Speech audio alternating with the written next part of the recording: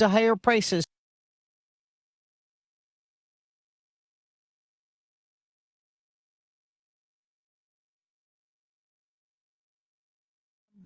Let's check it out.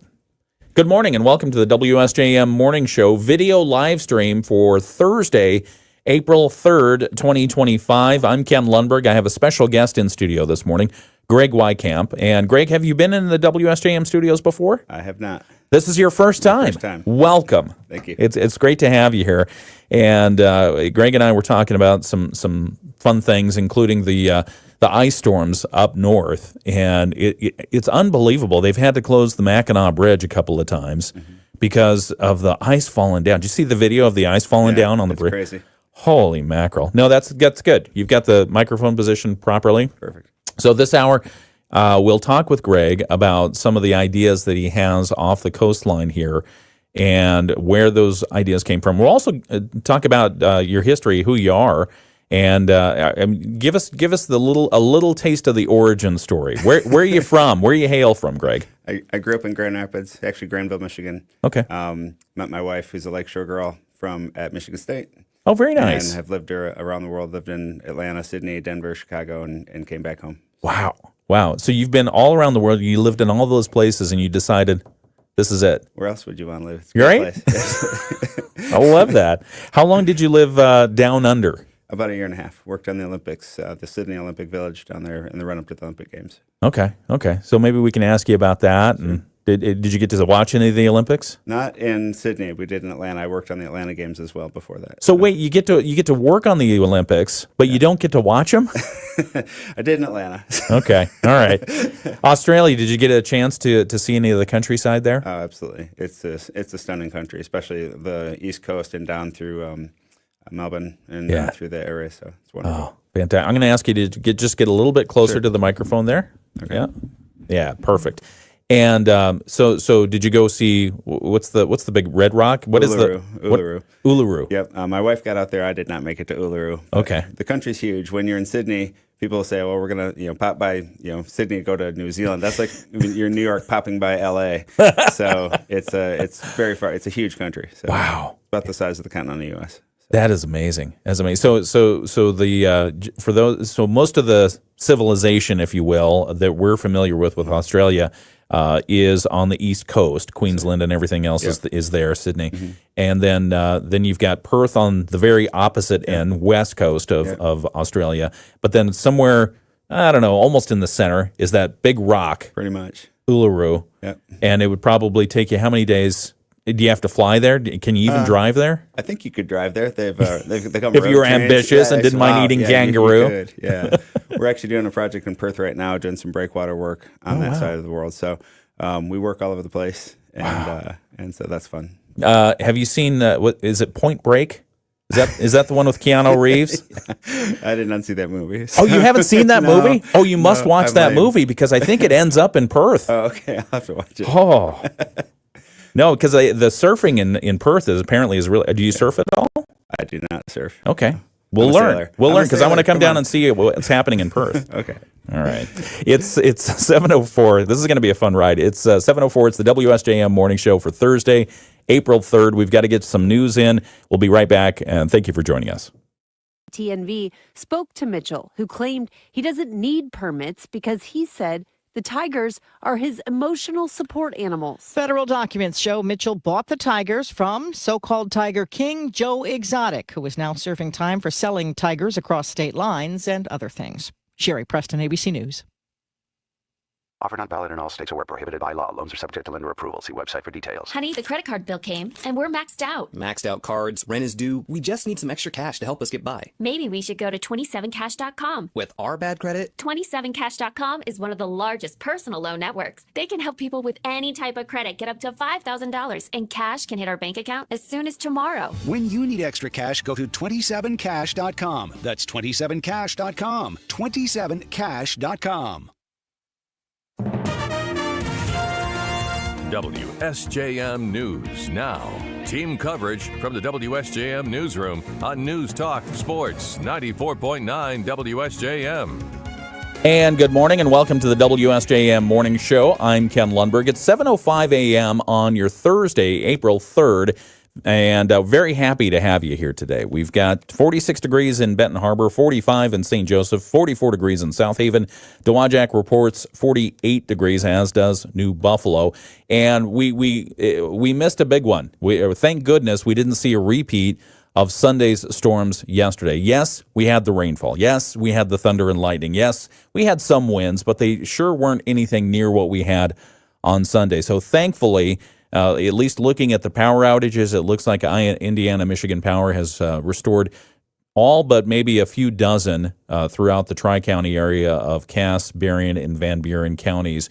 And as far as the damage reports goes, it doesn't look like we suffered anything near what Sunday was. That's not the same for what's happened down in Indiana. A lot of areas, I think around Marshall, et cetera, suffered some severe damage, and probably some National Weather Service folks will be down there today to see whether or not there were any tornadoes or any straight line winds that caused that damage. But again, we as I was looking at the weather radar yesterday, there was a line of lightning, a thick line of lightning that went from Chicago. It stretched all the way from Chicago down to Dallas, Texas. A straight line, no breaks in it, of lightning. And thankfully, it didn't all pile up on Southwest Michigan, so we feel good about that. Today's forecast does call for a slim chance of rain early in the morning, but I don't think we're going to see anything today. Partly cloudy skies as the sun comes up. A high today around 60 degrees. Winds out of the west, possibly gusting up to 25 miles per hour. Tonight's forecast, mostly cloudy, a chance of rain. A low around 40. Friday, increasing clouds. Small chance of rain in the morning and afternoon, and then an 80% chance of rain Friday night. So if you're going out Friday night, expect to take your rain slicker with you. High around 57 degrees. Saturday and Sunday, Saturday's forecast, cloudy skies, a 50% chance of rain, a high around 47. Sunday, mostly cloudy, 30% chance of rain showers, and a high of 45 degrees. This morning, our guest in studio is Greg Weykamp from Edgewater Resources. We've been talking about him in the news from time to time about an idea for building a breakwater off the coast of St. Joseph, basically.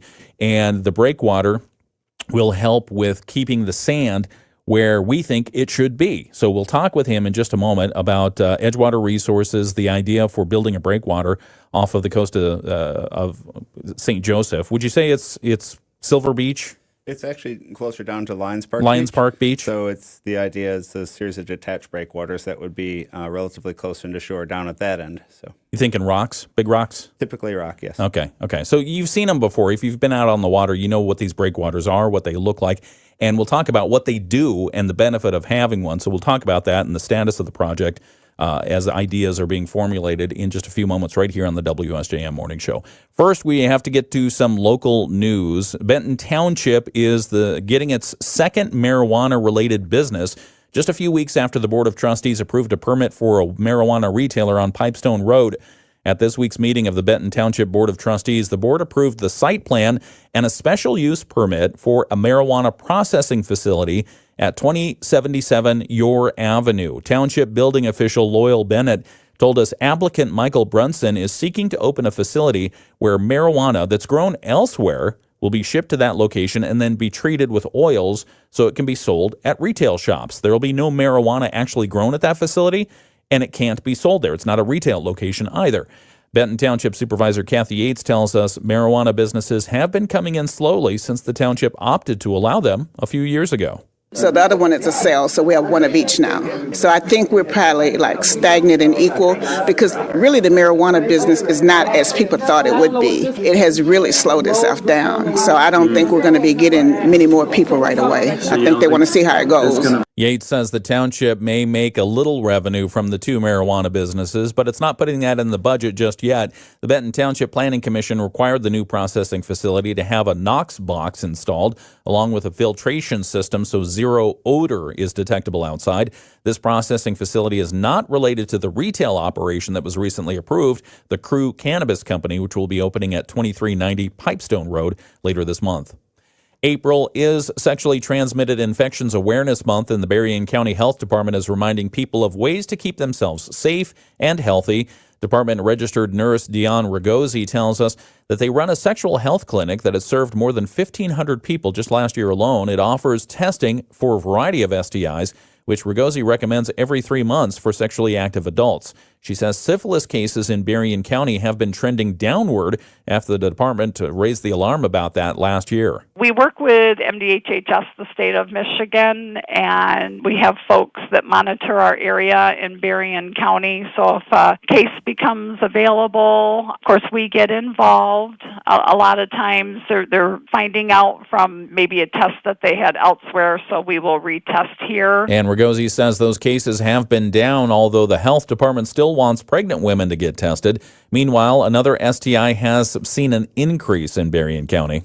So right now it seems to be more chlamydia, which is treated right away with an antibiotic. In fact, Ragosi says many STIs can be treated quickly upon discovery. She notes you can get results from some STI tests within a half hour, although the total amount of time to come in and get tested is usually about an hour. She also reminds people of the importance of using condoms, which the health department can provide. You can find out more information. We have a link for that at our website, WSJM.com.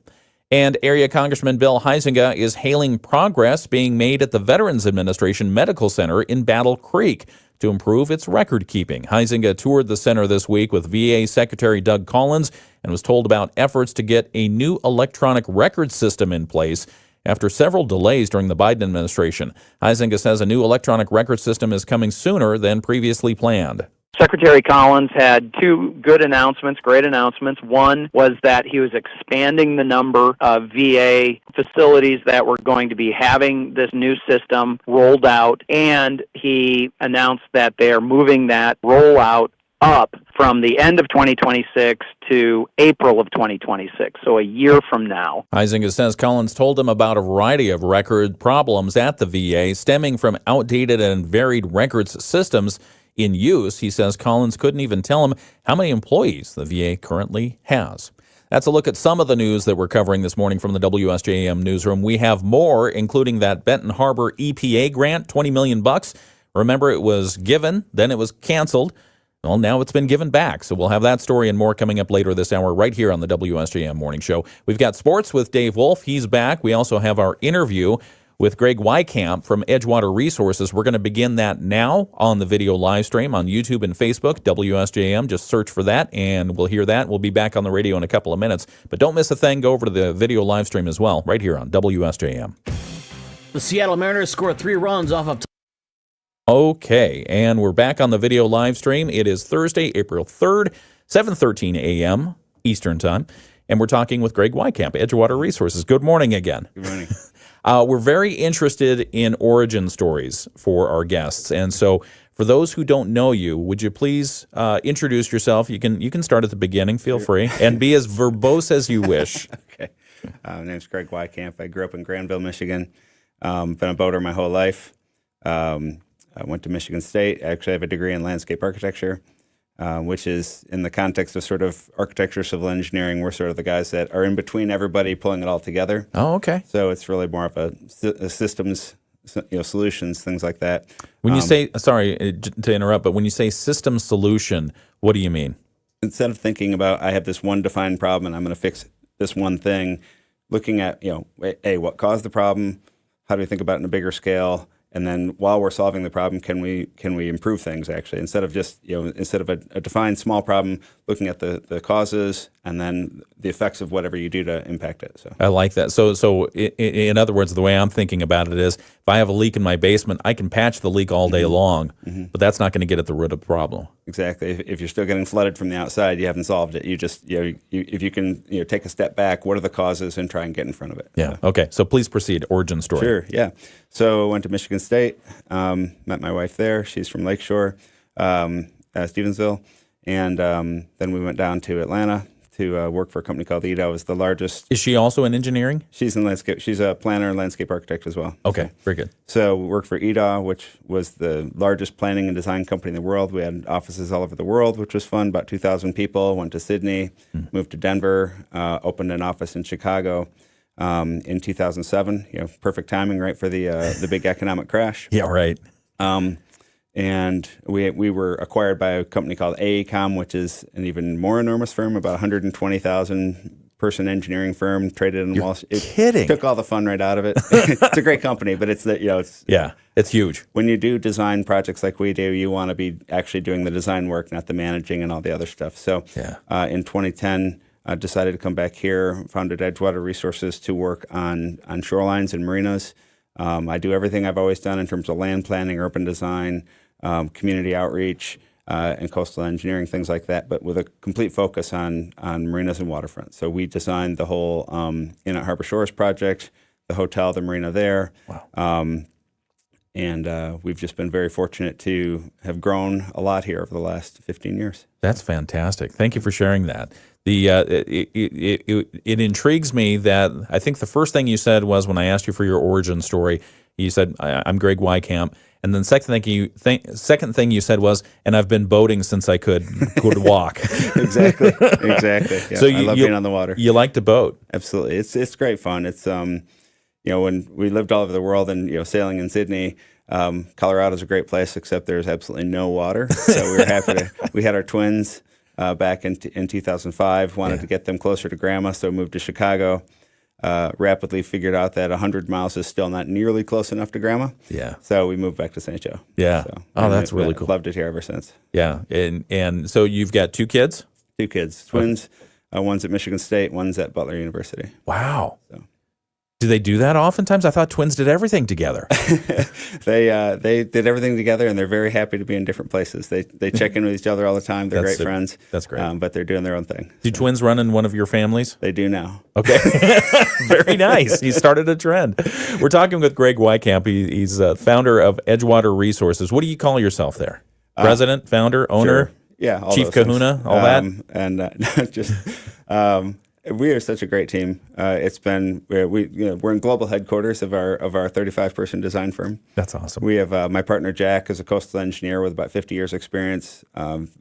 Really, really brilliant guy in terms of coastal engineering, design, and marina design. He runs our team in Madison, Wisconsin, and then we have a. Let's talk. No, that you're fine. Let's talk a little bit more about that on the radio here. I've got to get back, and it is the WSJM Morning Show. 60 degrees, clouds, and a small chance of rain return as we head into this evening, and overnight tonight we drop down to 40. On Friday, we start out dry, but we do see some scattered showers Friday afternoon with highs at 57.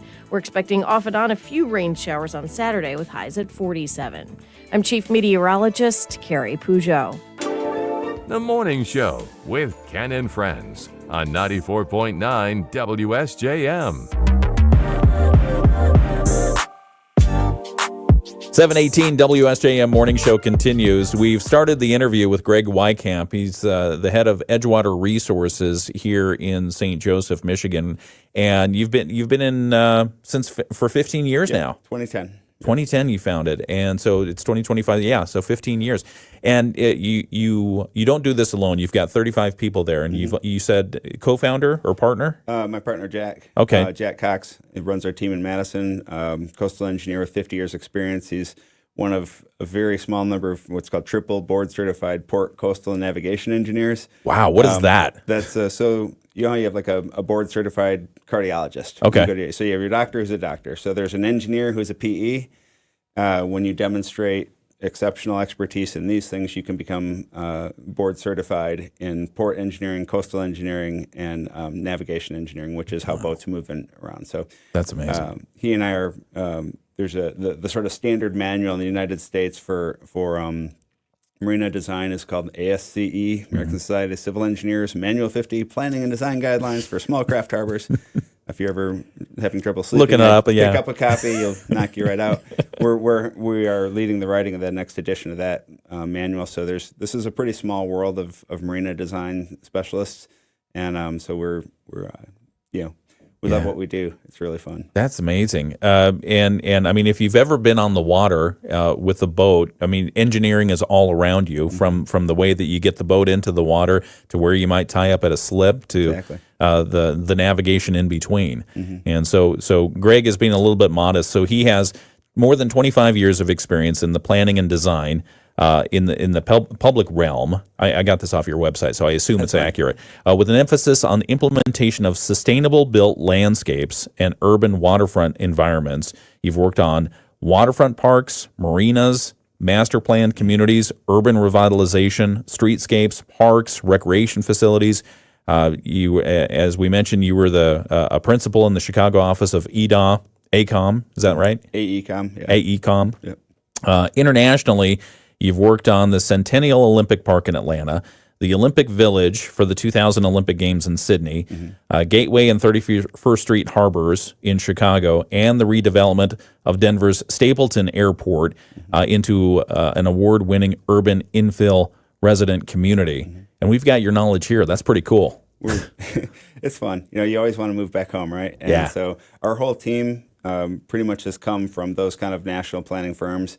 So we just, it's a fun place to work, fun place to live, and with a lot of the ability to be remote, we have a lot more flexibility to have some really high-level talent. So. Yeah. So you said the flexibility to be remote. Is that something you discovered during the pandemic? For sure. Yeah, we've always been kind of we work globally, so you're not going to fly to every single meeting. So as the web, what we all use now all the time, when that was a new thing. Yeah. So once we started doing that, and then when COVID hit, we kind of split up. The second we could get our team back together, they all wanted to come back into the office, which made me very happy. Yeah. But we still allow people who might not be at a life stage where living in St. Joe's the right place for them. Maybe it's a mid-20-something who's kind of in that I got to see the world phase. Yeah. We're thrilled that we can work with those folks, and they can be any place they want. So. Yeah. So what does your day-to-day look like at Edgewater? Lots of email. So I travel a lot. I've been traveling for probably 5 of the last 8 weeks, which is a little more than normal. But we have a team here of really, really talented architects and engineers and landscape architects who run all the projects, and I get to be sort of involved in them in the early upfront stages, and then just helping support the team as they make it happen. You working on anything fun right now? We're building a marina in downtown Chicago that's going to open in about 2 months. Wow. It's right at Navy Pier. It's on the north side of Navy Pier. Okay. And that'll be a transient marina, so anybody who wants to go visit Chicago this summer will be able to go in and pull in immediately next to Navy Pier and be exactly where you want to be downtown. That is super cool. How long have you been working on that?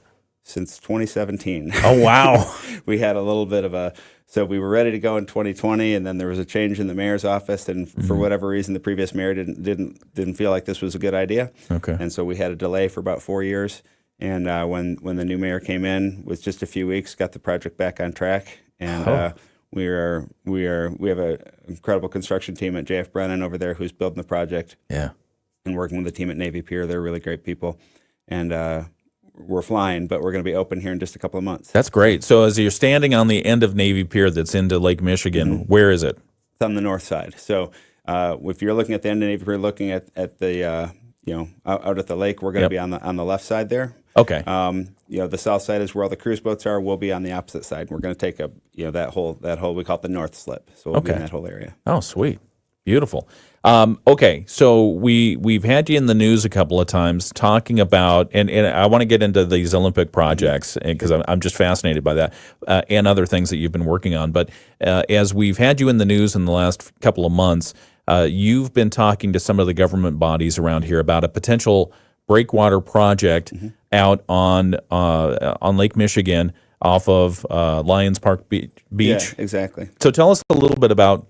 Introduce us to what this is for those who don't know. Sure. Well, what's the issue out there? Well, so the fundamental issue is something about littoral drift. So littoral drift is the sand that moves along the shoreline. So we think that the beach is a static thing, and it is not. It's actually kind of a river of sand that flows north to south through here. And then if you ever notice that Discornia Beach sticks out much further than Silver Beach, and the reason is when it hits the piers, that sand gets hung up on the piers, and it tends to accrete on the north side. And then it starves the south side. And so some of that sand gets pushed past the end of the piers out into the lake. And so what's historically nourished our beaches naturally is this river of sand. And as soon as we started building structures to interrupt that, we started creating problems. Okay. And that's why you see so much erosion. Much more often, if you've never noticed it, it's much more often on the south side of big pier structures. Yeah, I mean, if you go down to Lions Park Beach and look at some of those dividers that are in the water. Yep. Few years ago, I don't know how many years ago, you didn't even see those. They weren't there. Now you see them, and it's like, oh gosh, I don't want to hit my knee on that. Yeah. Those are called groins, and we don't tend to build those very often anymore. Okay. For the very reason that they interrupt the flow. And now that we that's what we used to do in the 50s, 60s, 70s, 80s, and now that we understand, okay, this is really not a solution, and that's why the state of Michigan wants to see less armoring on the shorelines. And more what we call soft shoreline strategies. And so the soft shoreline strategy means we want the edge to be soft because that's how the birds and the habitat and all those things work. We want that sand. Every time we armor a piece of shoreline, we take the sand that would have been drawn from that beach to nourish the whole system in a natural way, and we take it out. And so we continually starve the system of the sand, which continually creates more erosion problems, which makes people want to do more armoring, and you get this really nasty cycle. Okay. So the goal of this project is to look at two ways to break that up. One is to do the beach nourishment, which we've all seen. That's when the Corps of Engineers comes in, they take the sand out of the channel and they dump it on the beach. Yeah. Beach nourishment is kind of, that's the ideal. That's what, when they built those breakwaters, the Corps of Engineers knew it would cause this problem. And so up until the 90s, they used to do what we call bypassing, and they would grab the sand from the north side and put it on the south side. Oh, wow. And that would re-nourish the south shoreline. Okay. Congress stopped funding that in the mid-90s, and it's amazing that all throughout the next 20 years we had all these erosion problems. So we've been to the Corps. I've actually been in the Pentagon talking to the highest civilian. We did this when we worked with the New Buffalo Shoreline Alliance. And Corps like, yes, we would love to be doing our nourishment, but we don't have the money. Go see your elected officials and ask them to fund us. So that's not happening. Yeah. So now what we're doing is looking at these other strategies of, okay, is there a way to do beach nourishment for a lot less money? And we can do that through this thing called hydraulic dredging, which is what you've seen out there. Have you ever seen that big giant pipe spitting water out? That's hydraulic dredging. It sucks. It's like a giant shot back off the bottom of the lake, pulling up about 90% water and 10% sand, and it puts that on the beach. The water flows back out. The sand stays behind. You get a bigger beach. The problem is, and it's not really a problem, it's the natural process is that sand keeps on moving. Yeah. And so you have to constantly re-nourish.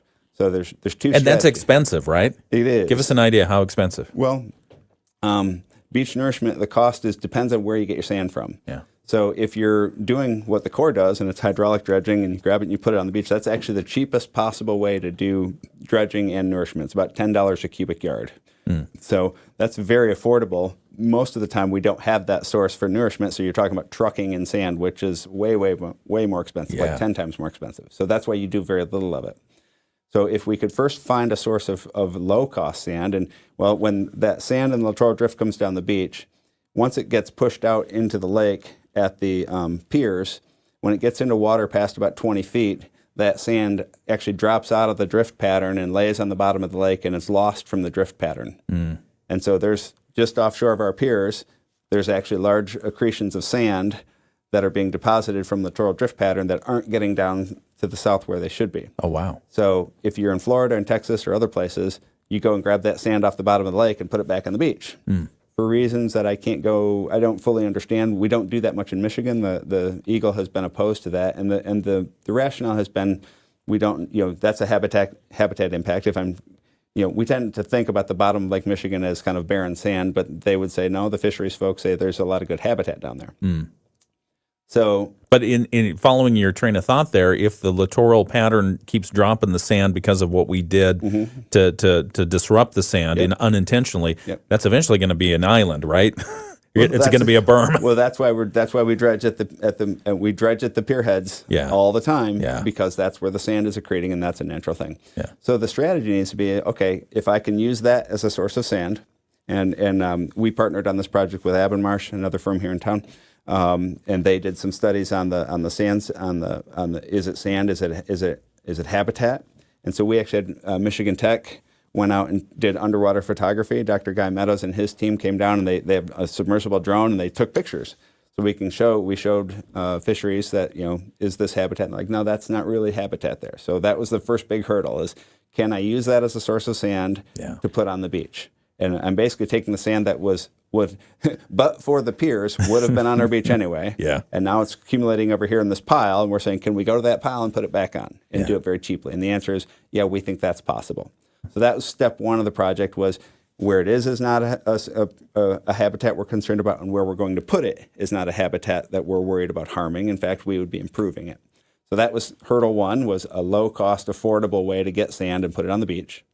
And then hurdle 2 is, can I keep it there? Can I slow down the deterioration of it? So I can get into exactly how that works. Yeah. Let's talk about that next, because I want to get into so you've described the issue. The problem is the sand is not going in the place where it naturally would go. Therefore, we're losing some of our beach out there. We've been doing Band-Aid patches since then, but you've got a long-term solution that you've created. So we'll talk about that in just a moment right here on the WSJM Morning Show. We're talking with Greg Weykamp from Edgewater Resources and ways to keep the sand where it's supposed to be in the beaches, especially for a tourist community like ours. That's important. It is. It's important. It's 7:30. It's Thursday, April 3rd. It's the WSJM Morning Show. We've got to check in with the Bloomberg market folks here for just a moment. We'll check in with ABC for our latest world and national news and local news as well. We'll come right back and keep talking with Greg Weykamp. It's right here on the WSJM Morning Show. All right, so we're back on the video live stream. We doing all right? Is this good? This is great. Okay. No, thank you for sharing the information. It's fascinating. So I used to work for lawmakers in Florida, and so beach renourishment and the Army Corps of Engineers, they don't like having to do beach renourishment all the time. Well, it's funny. Yeah. Is up here, New Buffalo Shoreline Alliance, we were all fighting with the Corps to get them to come help us do beach nourishment and do things in front of us. In Florida, they fight the Corps to not do beach nourishment in front of their condos. And so what's interesting about the state of Michigan is the shoreline is managed by individual property owners, whereas in Florida, they have sort of a statewide approach to managing their shore, because obviously their beaches are that's whatever percentage of their economy is. It's a huge bit. So when you're this whole thing about ordinary high water and where can I walk and is it public beach and all those sorts of things. Well, when the Corps does beach nourishment in front of a condo project in Florida, that beach is now public. And there's a lot of people who would say, I don't want those people in front of my condo. Oh, so that's why they say don't do it here. So they'll say, we don't want you to do that. And then all of a sudden when the shore gets right up to them and starts to hurt their building, then like, maybe you should do a little. And so that's why St. Joe actually has an ordinance where we help define where can you put structures, because the second you put in one piece of armoring, you almost instantly trigger the need for your neighbor to do it as well, because you create something called flanking. And there's the physics of when the water hits that wall and then it tries to wrap around and it undermines your neighbor's property, so they armor. And then the next one armors, and that's how you get these long miles and miles of armoring. And St. Joe rightly didn't want to have that happen. And that's why we have the ordinance that we put in place, that we helped with Avonmarsh. We put in place on the North Shoreline, well, basically the whole shoreline. Says in these areas you can develop up to this line, because we're pretty confident that that the lake won't ever get to a point where that has to be impacted. So if you look at those homes up on Ridgeway, there's a reason they're all up on the shoreline where they are. And then 10, 15 years ago, somebody thought, well, I'm going to put my house way out on the beach. And all of a sudden that house became at risk because it was much too close to the water. And when the water came up and threatened the house, like, I have to armor this. And the answer is, well, if we allow you to armor that, because you put your house in not the best place. And now you would trigger everybody else. And so they ended up moving that house back, and the answer was, no, we're not going to let you develop past this point, because if you do, you're going to harm everybody. And it's negative for the environment, and it really, when you look at Lions Park Beach, that's not the first beach you want to go to because of all the steel. You want to hang out at Silver Beach or Tuscarnia or Jean Clark. Those are wonderful, beautiful beaches. So we're trying to restore that beautiful sand beach at Lions Park and those other places so that it'll be a much more pleasant place to be. You must have some of the coolest either computer models or physical models for water and how it moves stuff. We do. We have a bunch of different coastal modeling programs. We've got some really brilliant modelers. Ale Lira Pantoja is one of our team members. She is phenomenal. She runs these computer models and shows you exactly what the water's going to do, how big the waves will be, what the circulation is going to look like. And that gets us about 85 or 90% of the way there in the design. And then the final 10% you can really only do in a wave modeling tank, and it's exactly what you think. They build a physical model. It's a room about the size of like 2 basketball courts, and they build a physical model of the base of the shore, the slopes. And then you put in the scale models of the structures you want to build, and then they can design the waves to come from the angle of the size and the period and the shape, and they can force these waves, and we can look at it and go, well, that didn't work, and you adjust it, and that's how we finalize the design. So that model that's the size of 2 basketball courts, where is that? Is that here? There's a few in the world. One is in a place called Wallingford in the UK. There's one in Montreal.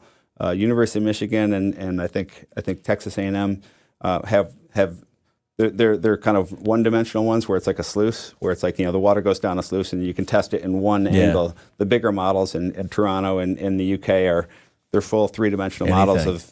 It's crazy. Wow. Super neat to see. That is super neat. We've got to get back here. We've got the Bloomberg Market Minute, but are you using AI? Not yet for that. For anything that you do? It hasn't been a big driver in the work that we're doing just yet. Bill Gates says it's going to replace doctors, so you might want to think about it. Yeah. And probably lawyers, too. That's good news, though, right? Everybody complains about the lawyers until you need it. I have a great lawyer. Okay, all right. He must be listening. He or she must be listening. No, that's great. No, but yeah, the physical modeling is really what's required to get that last little bit, because a computer is still an algorithm and it's still trying to estimate. And that's my personal about AI is you'll get close, but the magic's in that last 10%. Yeah. And that's where human creativity and physical modeling and looking at it and experience. I always tell people, if between Dr. Guy Meadows at Michigan Tech and Jack Cox, my partner, these guys were roommates at Purdue back in the 60s. And these are the two smartest guys on the Great Lakes. And when they agree, I'm like, they're going to be right. I love it. We're talking with Greg Weykamp from Edgewater Resources. We'll get back to this conversation in a couple of minutes. We're going to check news here. It is the WSJM Morning Show. Its vehicles in the U.S., and Ford says it's offering discounts to reassure customers. Gina Cervetti, Bloomberg Radio. The Morning Show with Ken Lundberg on WSJM. Good morning and welcome again to the WSJM Morning Show for Thursday, one of the best days of the week, Thursday, April 3rd. It is 7:36, and we're continuing our interview with Greg Weykamp from Edgewater Resources. That in just a moment. We will be checking our news from ABC here in just a moment as well. First off, we should probably tell you about the weather forecast for today. And again, thankfully, just by the grace of God, we did not suffer the same thing yesterday that we got on Sunday, which was the severe winds and the tens of thousands of people in our region alone without power. So we saw a glancing blow of that, but down south in Indiana, they've got a lot of power outages they're dealing with and maybe even some potential for tornadoes. But the forecast for today does call for a relatively mild day. Just partly cloudy skies, a high around 60 degrees, winds out of the west 10 to 15 miles per hour, maybe gusting up to 25. As far as precipitation, we'll see another slim chance tonight with mostly cloudy skies, a low overnight of 40 degrees with northwest winds 5 to 10 miles per hour. Friday's forecast, increasing clouds, an increasing chance of rain developing in the afternoon, and then an 80% chance of rain tomorrow night. So if you're looking at your Friday night, if you've got any outdoor activities, you might want to put an umbrella up. The high is going to be around 57 degrees and winds out of the east 5 to 15 miles per hour. Looking at your weekend, Saturday, cloudy, 50% chance of rain, high of 47. Sunday, mostly cloudy, 30% chance of rain, and a high of 45 degrees. News from ABC Now. Our local news look is coming up next. ABC News, I'm Sherry Preston. Violent storms cutting through the South and Midwest, spawning tornadoes and killing at least 3 people. Dozens of twisters and severe thunderstorm warnings reported on Wednesday in parts of Arkansas, Illinois, Indiana, Missouri, and Mississippi. Reaction overnight to President Trump's tariff announcement. The president saying it's all in response to what other countries are imposing on the U.S. If you want your tariff rate to be zero, then you build your product right here in America, because there is no tariff if you build your plant, your product in America. But experts warn those tariffs will only lead to higher prices on everything from groceries to clothing, iPhones to cars. Some analysts say in a worst-case scenario, it will cost close to $1,800 for every American. ABC senior political correspondent Rachel Scott. EU Commissioner Ursula von der Leyen says the consequences will be dire for the world's most vulnerable citizens. This is ABC News. WSJM News Now. Team coverage from the WSJM Newsroom on News Talk Sports 94.9 WSJM. Taking a look at some of the news we'll bring you at 8 o'clock this morning in the WSJM newsroom. A Wednesday night fire destroyed a mobile home and an adjacent residential structure that was under construction. That happened in Arlington Township in Van Buren County last night. Bangor Community Fire Department responded at about 10:30 p.m. in the 48,000 block of 38th Avenue. Officials say when emergency crews arrived, the structures were already engulfed in flames, and unfortunately they had to shuttle water to the scene. It was too late. No injuries reported outside of 2 dogs that were in the trailer at the time of the fire. They perished. The cancellation has been rescinded. There's a $20 million EPA grant that's back on again for projects around the city of Benton Harbor. It was announced last year, and then it was canceled last week. Well, this week we learned it's been reinstated, so we'll tell you about that. That's coming up at 8 o'clock this morning. And the National Guard are calling up service members from Southwest Michigan to help out with the ice storm recovery efforts up north. Those stories and more are coming up at 8 o'clock this morning. We have Greg Weykamp from Edgewater Resources. We're continuing our interview with him. We'll continue it here on the video live stream in just a moment and back on the radio in a few minutes. We'll talk about a solution they're proposing for keeping the sand where it should be off of Silver Beach and Lions Park Beach and other areas around Southwest Michigan. We'll talk about that in just a moment right here on WSJM. The Michigan News Network. Okay. I want to make sure that people on the radio hear about the breakwater solution, so we'll put a pin in that for a moment. Sure. But maybe we can talk about a couple of the things that you were working on when you were in Atlanta and when you were in Australia for the Olympics. What were those Olympics projects? So in Atlanta, I worked on Centennial Olympic Park, which is the big park right downtown. Everybody remembers the bombing. Yeah, I was just going to say the bombing. That's where that occurred, right in our park. And so that was a 25-acre park, literally carved out of the heart of downtown Atlanta. So what was there when you first got notice of the project? Warehouses and abandoned buildings. It was pretty bleak. No kidding. Yeah. So you were brought in what capacity? What was your role? We were on the design team. So as a landscaper, we were designing the park basically, and working on the fountains and all those sorts of things in public spaces. Also worked on 2 or 3 other venues, mostly public spaces, again, Dobbs Plaza and some projects at the MLK, Martin Luther King site for the National Park Service. Yeah. And just basically, trying to, when you come to the Olympics, everybody wants everything in the city to be perfect. So we did a ton of work there for about 5 years, which was great fun. Was it high stress? Yeah, there's every project has a deadline. Yeah. If you want a deadline, the Olympics, at 8 p.m. or whatever day that is, it's going to happen. The lights, they're turning on the cameras, and it's going to happen. That's a deadline. Wow. So that's a little stressful, as being right there, and 4 days before the project, is open, you're out there trying to get it done. So a lot of stress there. The Australians took in Atlanta, we went right up to they're painting locker rooms the morning of the opening ceremonies. You're kidding. In Sydney, they went the opposite approach. The Australians have, I think, a very healthy inferiority complex. Okay. They did not want to embarrass themselves on the global stage, and so they were so proactive. They ran what they called 2 test events at every facility before the games. So they were done long enough to hold 2 major events. Like the NFL went down there and played in the Olympic Stadium, and so the Australians did a phenomenally great job. And we worked on the Olympic Village there. My wife worked on the Equestrian Center for the games. I worked on the Olympic Sailing Shore Base. So there's just so much work to be done when the Olympics come. Yeah. And it's a ton of fun. Do you anticipate working on any future Olympic events? They're really being handled by the global firms at this point. Yeah. And at the time, the firm I was with is kind of a global firm. So it's a huge challenge. I mean, that's why they're going to go to LA, is because they don't have to build so much infrastructure. Yeah. I think people are, the days of building 5 brand new stadiums, that seems to be less and less common, which is probably a good thing environmentally. We have plenty of stadiums, so let's go to where they are. Yeah. Yeah, well, the professional football teams and baseball teams, for that matter, and maybe even basketball teams, they love to have the new stadiums. Of course, yeah. Then you would tear down the old ones, and then you build the new ones. It costs a lot of money.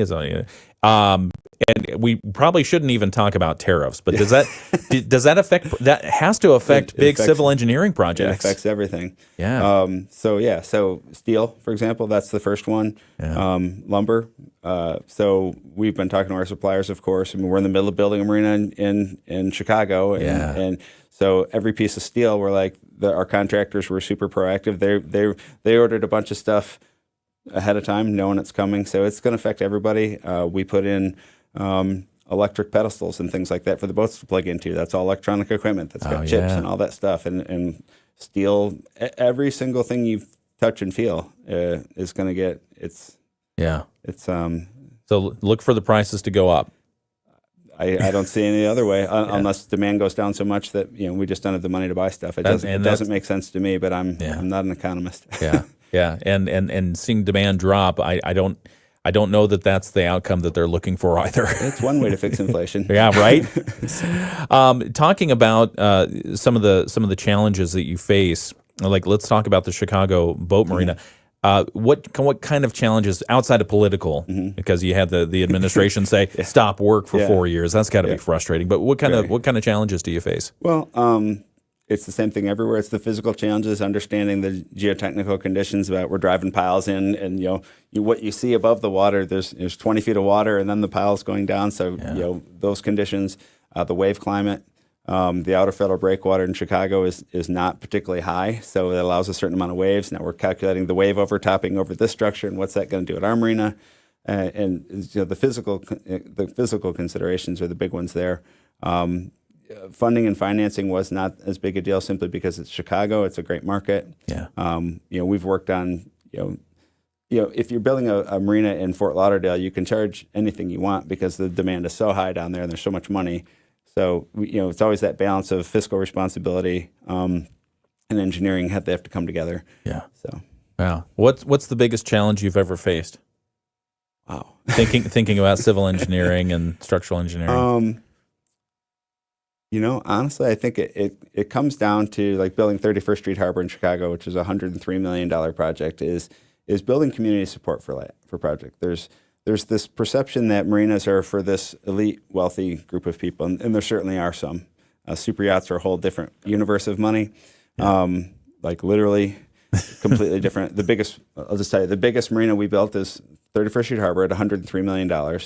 When you look at a super yacht, which is a boat over 100, really just over 200 feet now, the first super yacht that we serviced at a facility in San Juan, Puerto Rico was $300 million, one boat.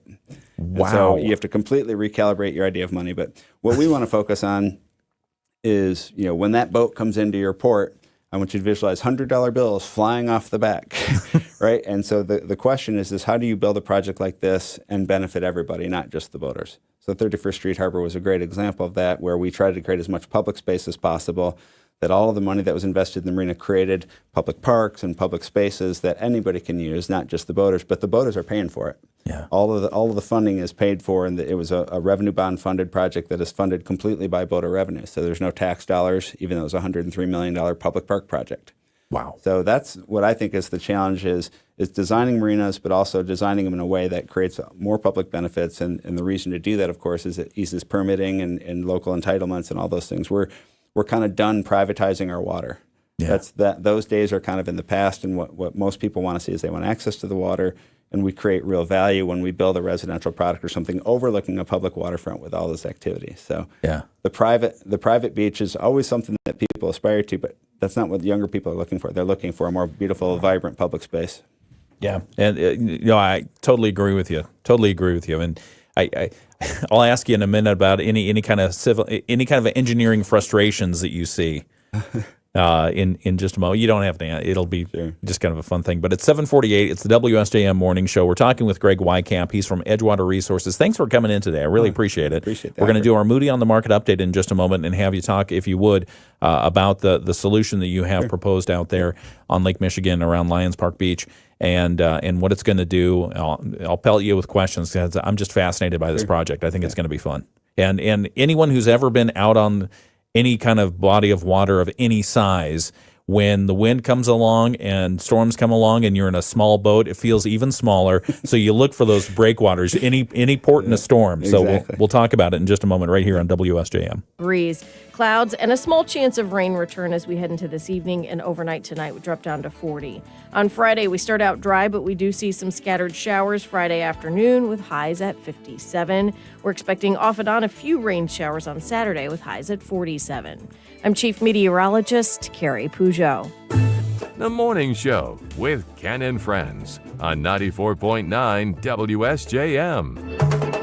749 WSJM Morning Show continues on Thursday, April 3rd. I'm Ken Lundberg. Very happy to have you here on one of the best days of the week, Thursday. Greg Weykamp from Edgewater Resources is here. Thursdays? Yes, sir. You a fan? I love them. Yeah, Thursdays are great because the weekend's almost here. We got through a lot of good stuff, in the days prior, right? Absolutely. That's what I'm thinking. Okay. Biggest engineering frustrations. I'm sure we'll talk about the solution you've got on outside of Lions Park Beach here in just a moment. But biggest engineering solution, because I imagine you probably, wherever you're traveling around the world, you look at something and you say, boy, that was engineered wrong. Is that true?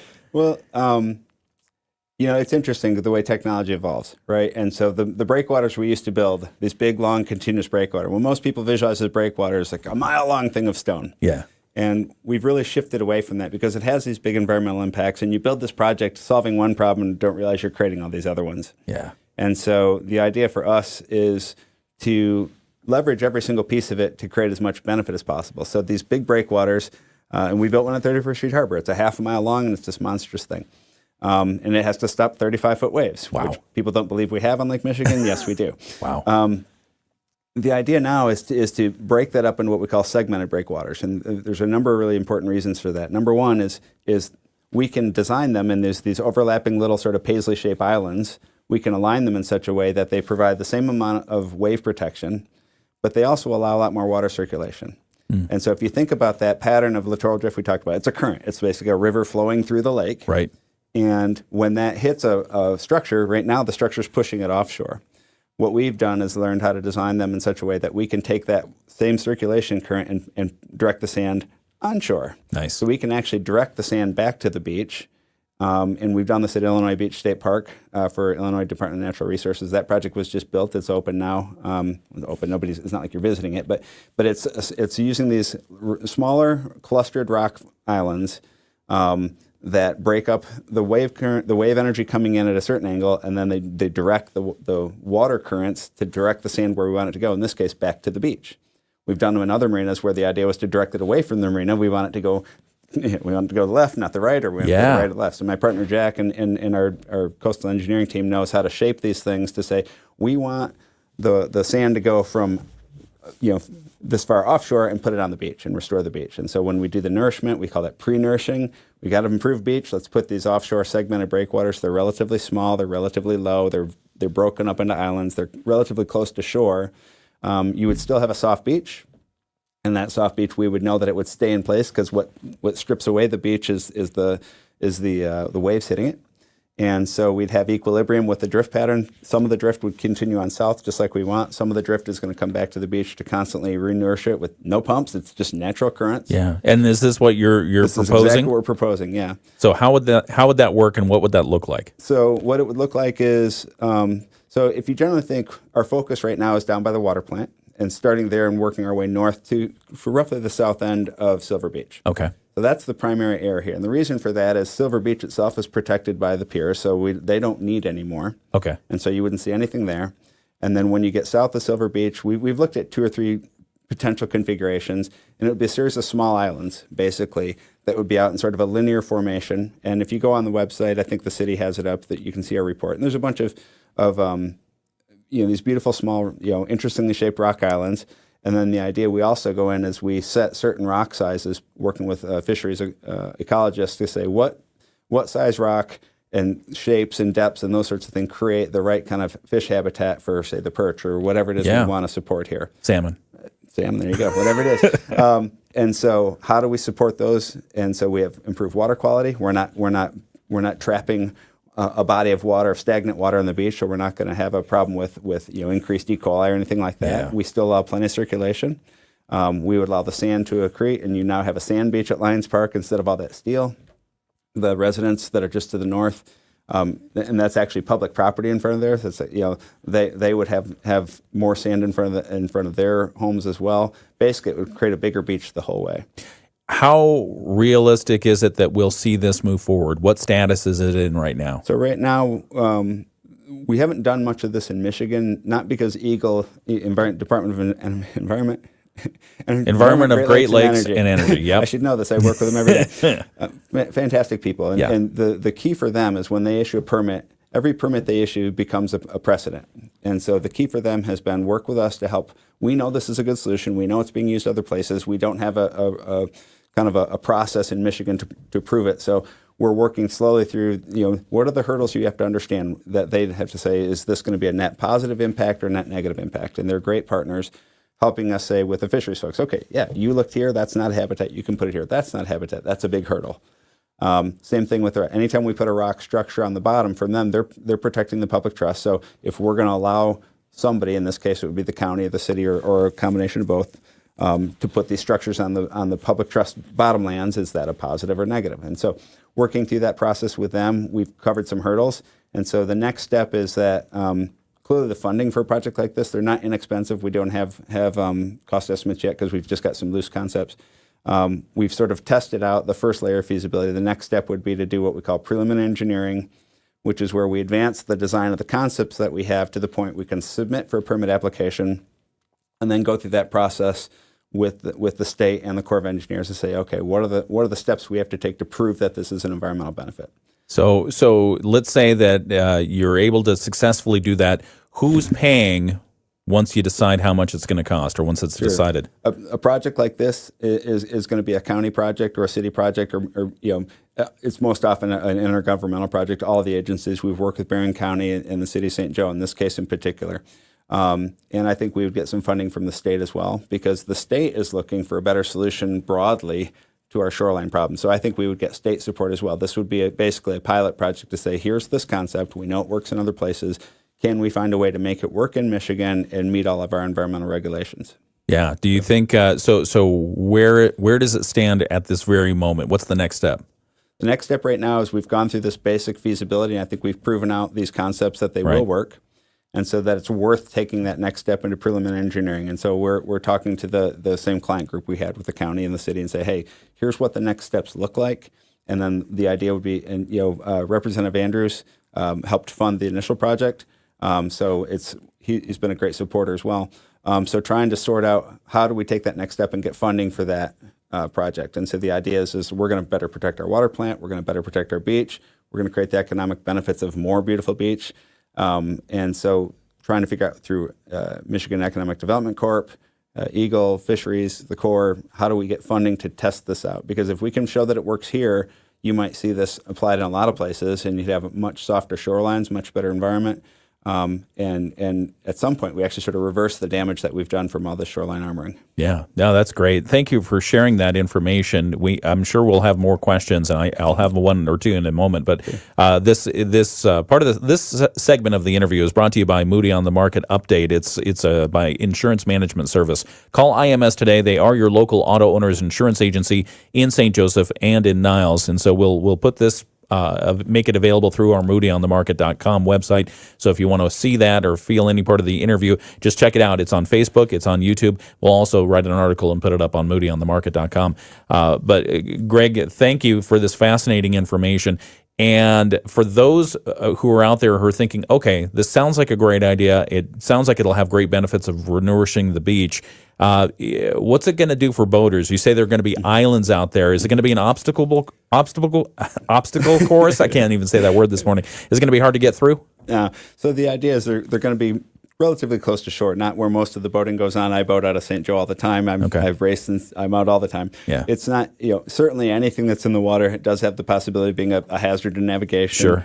And we work with the Coast Guard on exactly how do you do those things, how do you map them. But they're not going to be way out offshore where somebody's likely to mistakenly hit one. It's going to be relatively close to shore where there's not a tremendous amount of boating going on. But we'd certainly work with the Corps and the Coast Guard to make sure that that's a safe thing. Yeah, that's outstanding. All right, well, thank you again for joining us. It's the WSJM Morning Show, and we will be back in just a couple of moments with ABC News. Greg Weykamp, Edgewater Resources, thank you for joining us. We appreciate you. Thank you for having me. It's time for an educational reset. At Liberty Christian Classical School, they don't just teach students what to think, they teach them. And Greg, just wrapping up with the folks on the video live stream, how can people get more information on this? You said your report is posted. It should be on the City of St. Joe website. Okay. And I imagine the county has it as well. If you want to find me, you can go to edgewaterresources.com, and there's a contact form. I'd be happy to send the report. It's all public. There's also the video of, I did a very long, very in-depth presentation to St. Joe City Council and others. So that's, I'm sure, online as well. And that would, if you really want to get the whole story, that's probably the video to watch. Okay, very good. Greg Weykamp, Edgewater Resources, thank you again. Thanks for having me. All right, thank you for watching on the video live stream. We'll be back tomorrow. At libertychristianmi.org. Liberty Christian